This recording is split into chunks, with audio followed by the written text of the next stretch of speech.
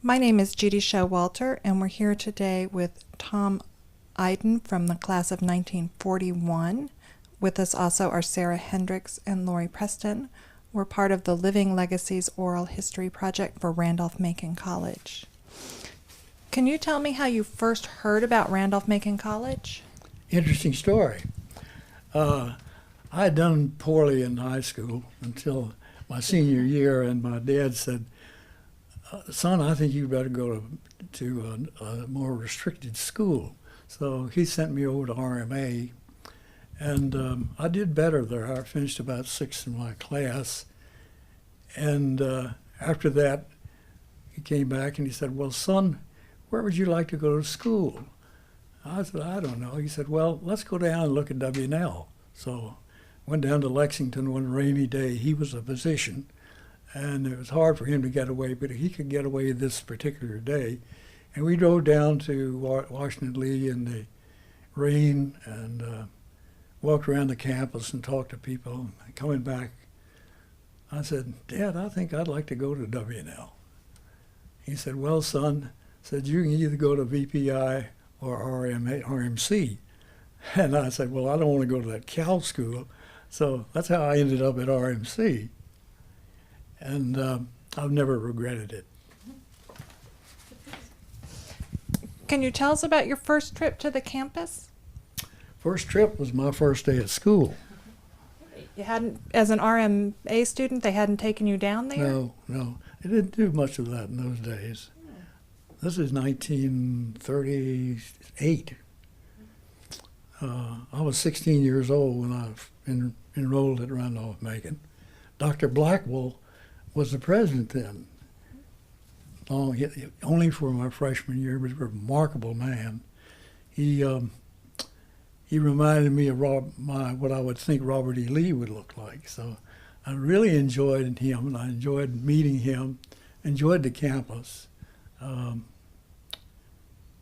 Something about Ashland, jasmine and gardenias and wisteria and crepe myrtle and soft, sweet-talking Southern girls.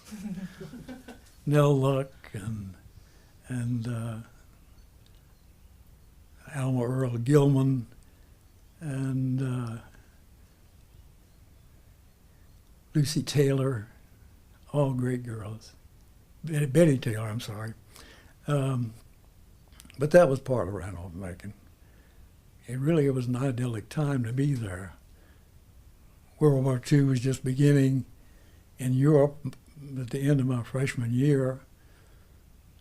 We had a class of 266 entered, and 40 of us graduated.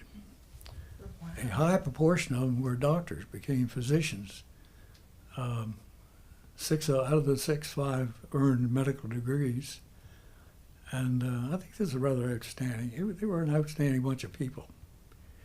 I had great times at Randolph-Macon. I joined the Kappa Sigma fraternity, and I was president of the fraternity in my junior and senior years. Campus politics was an interesting thing. I learned a great lesson there. I was up to be president of the Pan-Atlantic Council, which was the chief operating activity of the fraternities. We used to have spring dances where everyone wore white ties and tails, and the girls had long dresses and smelled good, and it was really a lovely time to be there.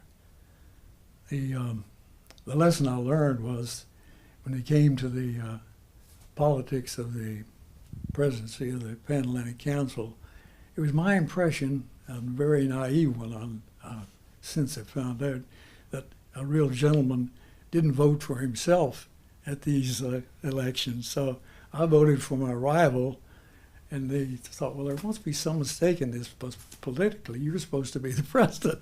So they ran the election again, and I did the same thing. So I became vice president rather than president. But I learned a lesson. I remember the professors there. Some of them, all of them were great guys. The ones I mostly remember were, what's his first name, Fox, who was from Front Royal near me and was a history professor. Bugs Billington was the biology professor. I worked for him one spring, I think my junior or senior year.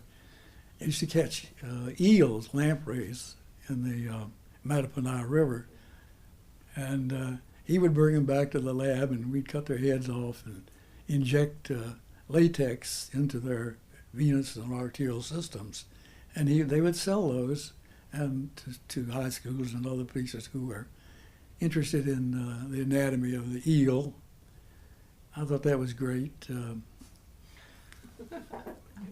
I enjoyed Gurlette Simpson, who was subsequently the president of Mary Washington College. He was a great guy. And Dr. O'Connell, Dr. Haley, who was my German instructor. And the first day I went in there, he said, "Machen Sie die Door zu weit." And I said, "What is he talking about?" And so I subsequently found out he wanted me to close the door. But I took 2 years in German, took chemistry. I had a dual degree in science and in English. My science instructor was R. Updike, and a particular thing about him, very thoughtful man. We all were struggling through organic chemistry in my sophomore year, and he took the time and had the foresight to send me a telegram telling me I'd passed. And I thought, what a guy. So they were, these are the kind of people that I enjoyed knowing, and it was such a special time in my life. And I feel really indebted to the school, because I had a scholarship when I was there. And I felt that this is one way we could continue this thing. My brother is the other signatory on this scholarship. It's Bob Iden and Tom Iden. He followed me at Randolph-Macon, and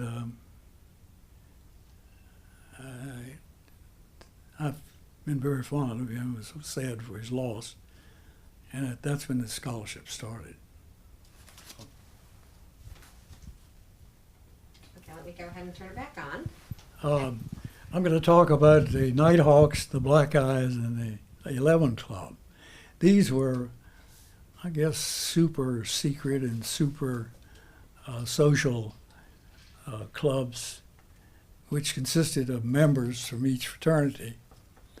And we didn't do anything special, except when we'd have these big spring dances. The Blackhawks had a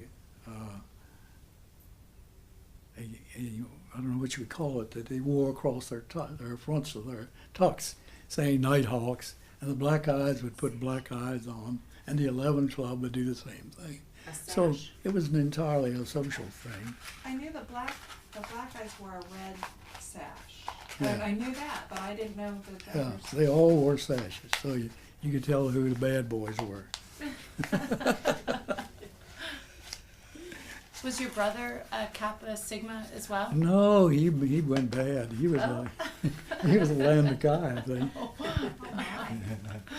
And then your son also came to Randolph-Macon. Yeah, so two of my sons did, actually. Oh. One of them didn't make it academically. The other son, Tom Iden Jr., he's a resident of Winchester. He is a earth science professor at the Frederick County Schools. And the other son, who didn't make it at Randolph-Macon, has retired. He ultimately got a teacher's degree and taught in the Harrisonburg area, but he's now retired. I have a grandson who is a resident physician. And then you had a granddaughter go to Randolph. Two granddaughters. one of them finished, Tom's daughter, Amy. Emily, and the other one went for 2 years, Elizabeth Beat. She then went to the University of Richmond and got a business degree. I don't think they at that time had a business course at Randolph-Macon. At least she didn't think that it would be to her advantage to get it there. University of Richmond had a better business school. So she graduated with her. She lives in Richmond. And after graduation, what did you do? I was accepted in medical school at the Medical College of Virginia, and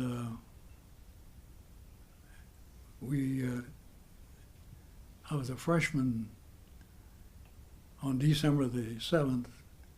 I was having lunch. We had a boarding school and boarding house, and the three of us, three medical students, listened as they talked about the bombing of Pearl Harbor. We thought it was not in reality. We thought perhaps it was somebody showing a show or something like Orson Welles sort of thing. Well, ultimately, we were convinced that it happened. I had, in anticipation of something military, had joined the Army medical course at MCV, but after the war started and they bombed Pearl Harbor, I sort of thought, well, I think I'll join the Navy. So I got into a V-12 program and finished my last 3 years there. We were accelerated and actually finished medical school in 3 years. My senior year, I had a option to do any sort of study I would like, and I took a externship at Stewart Circle Hospital, which is now non-existent. And I met this cute little brunette nurse there.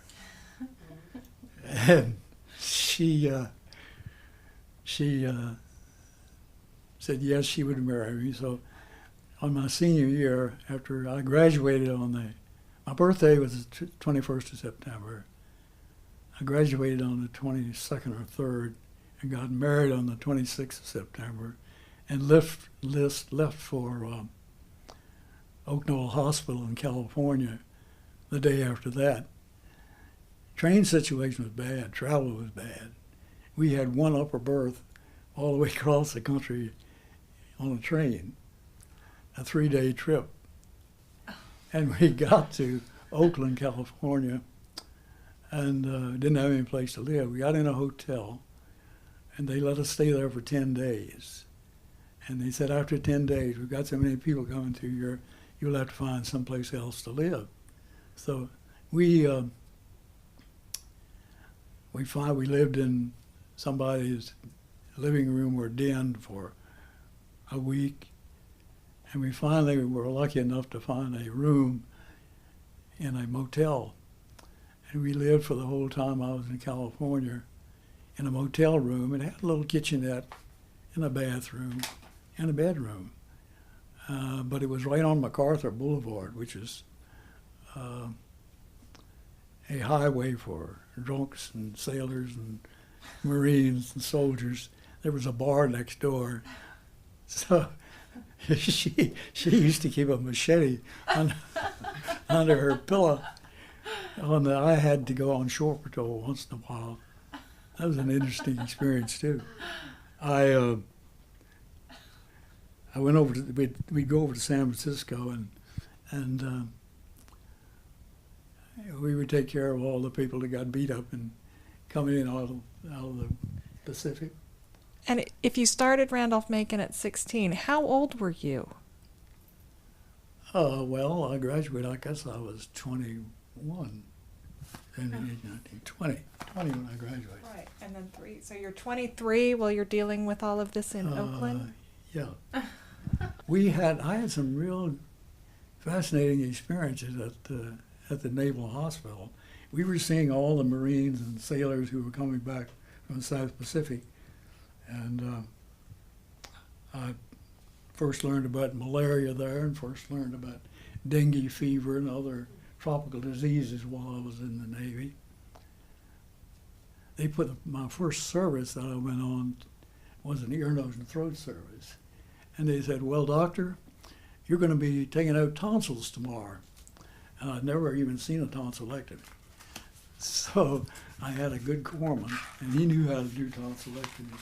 So I did about 20 tonsillectomies, having never seen one before. But I think without any difficulty, we got through it. But that was an interesting experience. All right, do you want me to go on from there? Okay. Absolutely. My orders were to the USS Tappahannock, which was a misnamed ship. Oilers are generally named after rivers, and so it should have been the USS Rappahannock. So I got there. I was in San Francisco for about 10 days, and then I got on board the ship. And I left in June of 1944. And things were still going on out there then. The Indianapolis had been sunk about the same time I was taking that trip. And I went to the Marshall Islands and stayed there for a little while until I could get a ship to take me to my ship, which was in the Caroline Islands at a place called Ulithi. And Ulithi was a big fleet anchorage for the Navy.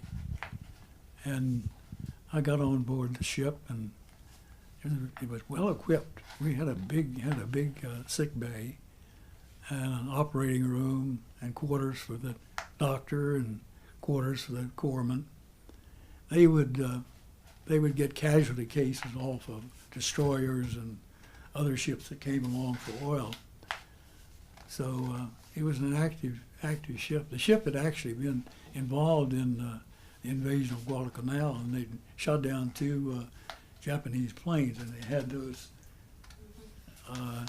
insignia on their mast. But it was a good ship, good crew, and we went from there en route to Japan. The bombs had been dropped, and peace had been declared. And we went on into Japan. I got one battle star out of that. And we landed in Yokohama first and went into Tokyo just after the armistice was signed. And we were stationed tanker there for a while, and then went down to Kure, which is in the inland sea of Japan. It was their biggest naval base.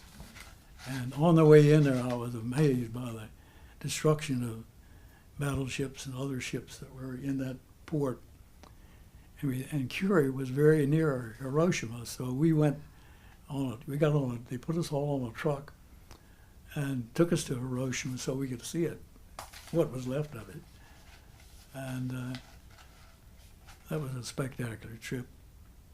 While in Tokyo, we went to the Emperor's Palace and traveled around that area. And we were then assigned to do some mine sweeping in the inland sea. And we blew up 2 or 3 mines on our way out. And then we went to into the Yellow Sea and up to Tsingtao, China. And we were stationed tank up there. Is it not? Are you getting it? There it goes. Okay. You got it? I just didn't hit hard enough. This is my father. He was Carroll Hogue Iden, and he graduated from Randolph-Macon Academy. In those days, a college degree wasn't necessary for admission to medical school. So he went to, it was then the Richmond College of Medicine. But during his tenure there, it became Medical College of Virginia. So he and I graduated from the same school.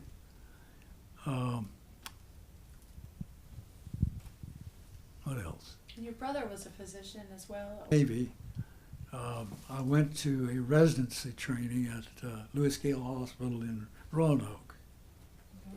And I was there for a year, and he had a heart attack. So I had planned to go to Manassas and start my practice after I finished my residency, but he, having a heart attack, asked me to come up and help him out. So I did, and I've not regretted it. I began practice, I guess, in 1946. And I practiced with him for about 10 years, and then because I had been in the Navy and couldn't get out, they called me back for the Korean War. So they initially ordered me to a destroyer division in the Pacific, and the people here in Clark County said, you can't have our only doctor. So my father was sick, and the other doctor in Clark County was sick, so I was the only physician. But eventually, they ordered me then to Patuxent Naval Air Station, and the same thing. People wrote letters and said, you can't have him, so they didn't take me then. And then finally, they ordered me to the Navy Yard in Washington, which is probably the best duty station I could get. And by that time, the other doctor had gotten an associate here, and his name was Bob York, and he was a Randolph-Macon graduate. So Bob York replaced me here. So then I served a year commuting for the most part from here to Washington each day and spending weekends down there when I had the duty. And I tried to hold my practice together. And I originally, my dad let me see patients on Saturdays in his office. Well, my mother had died and he had remarried, and the situation wasn't as conducive to my staying in his office. So I then talked with a dentist who was here, and we built a medical office, which I practiced in and from for the remainder of my practice, which was 53 years. Yeah. My dad had done home deliveries and hospital deliveries, so in taking over his practice, I did the same thing. And I've made house calls in flat-bottom boats across the river. And I went one snowy February day, 4 below zero, drifts all over the road. I went 3 miles horseback to deliver a baby to the east of us here. That was my most notable contribution to the medical community, I think. I've been a member of the staff of the Winchester Hospital since I've been here, and still am courtesy. And admitted patients, and somehow I took care of patients at home and on the road and in the hospital. It was quite a do. It took a lot of my time, and took a lot of my wife's time, because she often would go sit in the car while I went to deliver a baby at the hospital, and this involved a lot of her time. I'm a charter member of the Family Practice Group, and I'm a diplomat of the Academy of Family Practice. This required recertification exams every 3 years. Of course, I haven't maintained it since I retired. I retired when I was 79. My dad worked until he was 80-something, and he wasn't doing so good by the time he was 82 or 3. So I decided I didn't want to get in that situation where myself and my patients would not be handled in the best respect. So that's where I am. I've been retired now 8 years, and we've lived on this farm, which is 110 acres, and it's been a good life. Anything else you want to know specific? Yeah, we do have some questions going back to Randolph-Macon. Yes. There are just the class of 41, although small, had several stellar names in it. We wondered Who was your roommate? Who were your friends? Okay. Jim McCormick was my initial roommate. He had graduated with me at RMA, and he was from Front Royal. We used to have a Sunday night episode where we'd probably put Jim McCormick out of the front window of the room. Where did you live? This was in the new dorm then. It's the one on the corner. I think it's probably Thomas an Branch? administration building now. Well, Thomas Branch, it's dual purpose. They're still dorm rooms, but they're also Office. academic building. Or Yeah, academic office. they had a room called the bowling alley. Do you know about that? The bowling alley No. was the room at the end, and it was the biggest room in the whole building. It went all the way across from front to back On the first floor? on one wing. No, Or it was probably the third floor. That's where I lived, floor? third floor. Okay. My friends in school, in college, I was pretty involved in my fraternity. I lived there for 2 years. Most of them were Kappa Sigs. We had a intramural rivalry. All the fraternities in the Commons Club would play each other in basketball, football, and track. I wasn't much of a track man, but I did make the all intramural team my senior year in football. So that was one of my accomplishments there. Where was the Kappa Sig? Kappa Sig House was across a railroad track near the Ashland Laundry, which is no longer existing. It's a street. I had a map. Hold it. Let's see. This is Randolph-Macon. Record again. This is a railroad. Mm-hmm.